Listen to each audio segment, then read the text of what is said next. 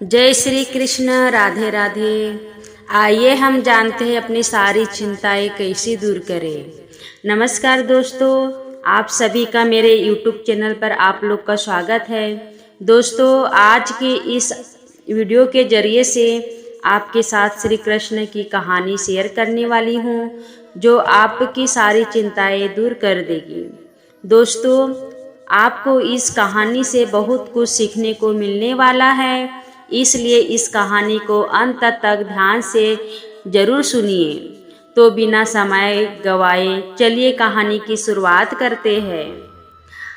दोस्तों, इस कहानी की शुरुआत होती है एक बिजनेसमैन से, जो अपने बिजनेस को लेकर काफ़ी चिंताएं किया करता था कि क्या होगा आगे आने वाले कल में और कैसे काम आगे बढ़ेगा और उनके इस व्यवसाय को उनका बच्चा संभाल पाएगा या नहीं।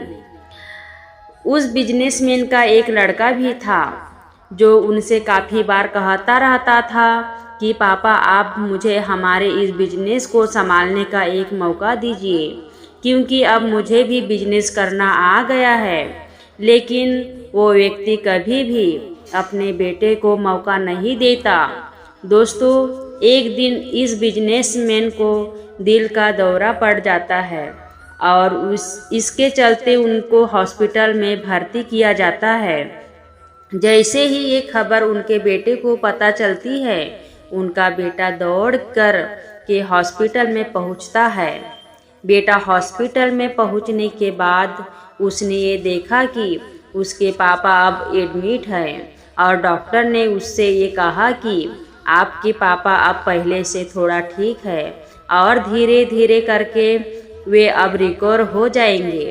फिर उस लड़के ने अपने एक दोस्त को कॉल करके वहाँ पर बुला लिया। फिर उसका दोस्त वहाँ पर आता है और उससे पूछता है कि क्या हुआ भाई। फिर उस बिजनेसमैन के लड़के ने अपने दोस्त से कहा कि मेरे पापा को दिल का दौरा आया है और उन्हें अस्पताल में एडमिट किया हुआ है। इसके बाद उस बिजनेसमैन का लड़का अपने दोस्त से कहता है कि चल ना यार, जरा बाहर चल के आ जाते हैं, बहुत देर हो गई है इधर। और फिर वो दोनों अस्पताल से बाहर चले जाते हैं। जब वो दोनों अस्पताल से बाहर निकले तब उनको एक आइसक्रीम वाला दिखाई देता है। फिर उस बिजनेसमैन के लड़के ने अपने दोस्त से कहा कि भाई आ जाओ, आइसक्रीम खाते हैं। ये बात सुनकर उसका दोस्त थोड़ा चौंकता है और मन ही मन कहता है कि अरे क्या पागलपन है, पापा अंदर भर्ती है और ये यहाँ पर आइसक्रीम खाने की सोच रहा है। फिर उन दोनों ने आइसक्रीम खरीद ली और वे दोनों आइसक्रीम खाने लगे। लेकिन उसका जो दोस्त था ना, उससे ये रहा नहीं गया और उससे अपने दोस्त से पूछ लिया कि भाई, मुझे समझ नहीं आ रहा है कि तुम्हारे बिजनेस का आगे क्या होगा और तुम्हारे पापा की तबीयत भी ठीक नहीं है और तू यहाँ आइसक्रीम खा रहा है, मुझे कुछ समझ में नहीं आ रहा। फिर ये जो बिजनेसमैन का लड़का था और उसने जो बात कही उसे आप ध्यान से पढ़िएगा। उसने अपने मित्र से कहा कि मुझे ये मालूम है कि तू ये सोच रहा होगा कि मेरे पापा एडमिट है, यहाँ पर आइसक्रीम चल रही है, मज़े चल रहे हैं, पर ऐसा कुछ नहीं है। मैं भगवान श्री कृष्ण का बहुत बड़ा भक्त हूँ और उनके दो बातें हमेशा अपनी ज़िंदगी में याद रखता हूँ। पहली बात जो हम सबको पता है कि काम करना है और फल की चिंता नहीं करनी है, इसलिए जो होगा देखा जाएगा। मैं सिर्फ अपने काम पर ही फोकस करूँगा और फिर बिजनेस भी अच्छा चलेगा। दूसरी बात, वो लड़का अपने दोस्त से कहता है कि मैं तुम्हें भगवान श्री कृष्ण की कहानी सुनाता हूँ, जो तुम्हें दूसरी बात क्या है वो अच्छी तरह से समझाएगी। भगवान श्री कृष्ण की जो पत्नी थी, जिनका नाम रुक्मणी था, उनको जब पहला बेटा हुआ था तो उसका नाम प्रद्युम्न रखा गया था और प्रद्युम्न के जन्म के 10 दिन पश्चात ही प्रद्युम्न का अपहरण हो गया। प्रद्युम्न के अपहरण के कारण रुक्मिणी नाराज और उदास रहने लगी कि क्या हो गया है।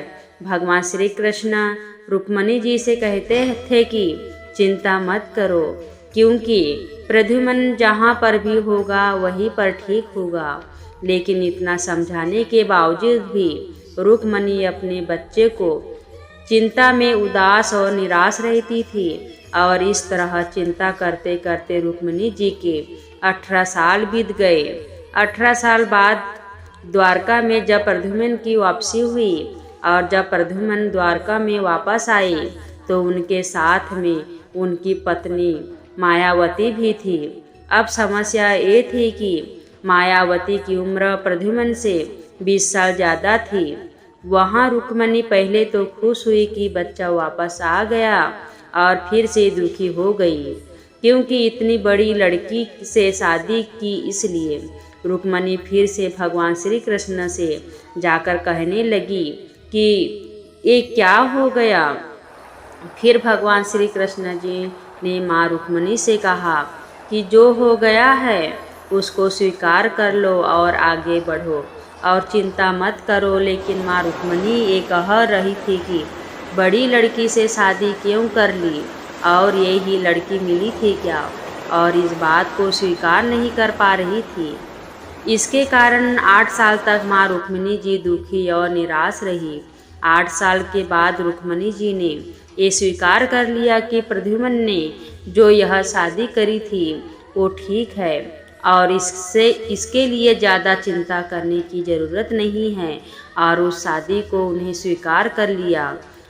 दोस्तों, एक तरीके से माँ रुक्मिणी जी ने अपनी ज़िंदगी के 23 साल उदासी में बिता दिए। इस कहानी को ख़त्म करते हुए वो लड़का अपने दोस्तों से बोला कि मैंने अब स्वीकार करना सीख लिया हूँ, क्योंकि भगवान श्री कृष्ण जी कहते हैं कि जो हो रहा है उसे स्वीकार कर लो, जिंदगी अपने आप सहज हो जाएगी।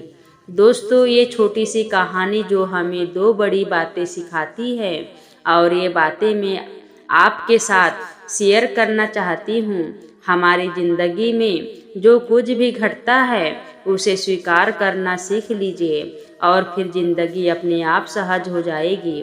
हमारे नियंत्रण में जितना भी चीज़ें होगी उन चीज़ों पर तो हमें ज़रूर नियंत्रण रखना चाहिए, लेकिन जो चीज़ें हमारे नियंत्रण से बाहर है उन चीज़ों को हमें स्वीकार कर लेना चाहिए। अगर हमने स्वीकार नहीं किया तो हमें भी माँ रुक्मिणी की तरह बहुत सालों तक उदास रह जाएंगे। दोस्तों, आज की यह कहानी आपको कैसे लगी और आपको इस कहानी से क्या क्या सीखने को मिला, ये हमें नीचे कमेंट बॉक्स में ज़रूर बताएं।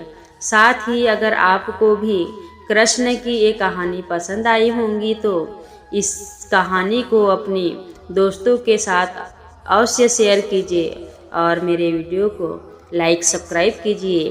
धन्यवाद। जय श्री कृष्ण। राधे राधे।